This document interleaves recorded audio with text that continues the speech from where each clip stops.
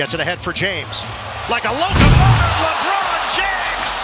A major rack attack! The 4 NBA teams already regretting their 2022 draft picks. They call it the NBA draft. They call them lottery picks. And it really is almost like the lottery. You're never too sure if you're gonna hit, how big you're gonna hit, or if you're gonna go bankrupt. Both teams and fans alike love and hate the draft. You gotta figure out what your team needs, you gotta figure out which possible draft prospects out there may match what you need, and then you have to determine who the best choice among them all would be. Some NBA teams regret going through with this whole draft nonsense anyway. It's an added headache. Then, when you have to worry about players that are busts, players that don't pan out, oh boy, there's just so much that can go wrong. We've got busts every year, but are there any NBA teams that are already regretting their 2022 picks? Oh, there very well may be. We've got some teams that we're watching to see if they commence with the hair pulling. But before we get into it, do not forget to like and subscribe so you're ready to receive new videos when we put them up. Got it? It is not a draft pick, so you do not have to worry about messing up. Just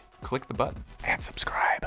Johnny Davis. First up on my list is Johnny Davis. And I'm not going in any order of worst to best or anything. In fact, I hope for the sake of these young men that they can prove me wrong. But, Johnny, you haven't proved anything to me yet, bud. Johnny Davis was drafted 10th overall by the Wizards. A precarious position and a precarious destination for a few reasons. The position is precarious because 10th overall in the draft, it's not 1 to 3 or even 4 or 5th picks. You know, the ones when you could potentially land a franchise-altering player. Your Michael Jordans, your LeBron Jameses, etc. No, 10th. The 10th pick usually means your team ain't so great, but you're not the worst. So, you don't have a great shot at generational talent, but will give you a chance at possibly the 10th best player in the draft, if you pick right. 10th usually means your team was living in mediocrity and you are drafting, well, let's hope above mediocrity. You so often see teams just missing the playoffs over and over because they keep getting poor picks in the draft and they keep maintaining mediocrity. But the Wizards took a shot on Johnny Davis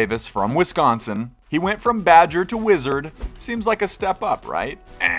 Johnny Davis in the NBA is averaging a whopping, what's that say? 1 point a game. 1.1 points a game. Barely plural points. Yikes, man. By the way, for those who say scoring points isn't everything, this guy was basically touted as a pure scorer. One of the best in the draft. So what's his MO? Or so it's supposed to be his MO. He's out here stinking more like BO. He only played in 10 games, so it isn't a huge sample size, alright. But the Wizards just weren't loving what they were seeing from him. And it doesn't help any that he plays the same position as Bradley Beal, their superstar in Washington. His production hasn't been great, and they kind of dropped the ball drafting someone who plays the same position as Beal. I get it. I'd imagine they're regretting not drafting any other position. Davis has been demoted to the G League, hoping to find something in his game, hoping to impress the Wizards and force them to call him back up. But so far, he hasn't forced them to do much of anything. Let's hope for Johnny Davis he finds something down there in that G League, or else he's gonna have the Wizards full of regret for the rest of the season.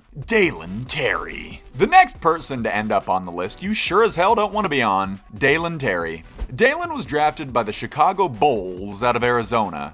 Goodbye, dreadful heat of the Arizona sun. Hello, cool, crisp, city living and playing in the United Center, right?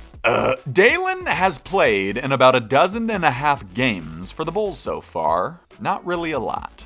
Now, the Bulls had a pretty impressive start to their season last year, but their exit in the playoffs in their season so far this year has not lived up to that same hype. They need a shot of energy to their game. They need a spark. It would be great if Dalen Terry would help provide that, even if not being a star, but just to give them some more oomph. Well, you can spell oomph with 0.9 points per game. Yeah, not even a point, and we get it. 18th overall, not a lottery pick or anything. But there is still talent to be found in the draft at that stage. Nothing franchise altering, as we mentioned, but if you're picking 18th, your team might be in decent enough shape, you just need some more.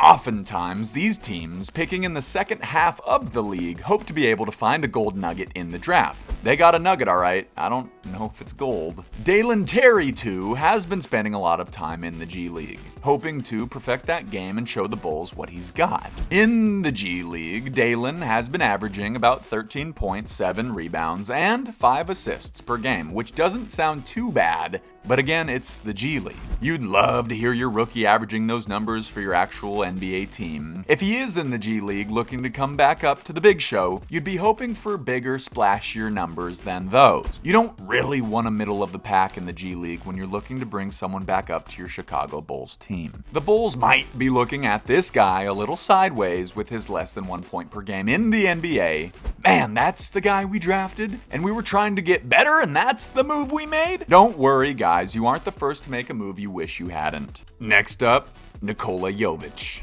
Okay, this next one's funny because some of you fans out there who don't know the name of every NBA rookie might look and say, did they just say Nikola Jokic? He's not a rookie, and he sure as hell isn't anything for anybody to regret. No, Nikola Yovich. One letter off. A V, not a K. Also, I'm not entirely certain when the Miami Heat drafted Yovich 27th from the Mega Mozart League. They didn't think the same thing. As if they thought they were somehow going to get Jokic. Or did they see the name was so similar and thought, how could we go wrong?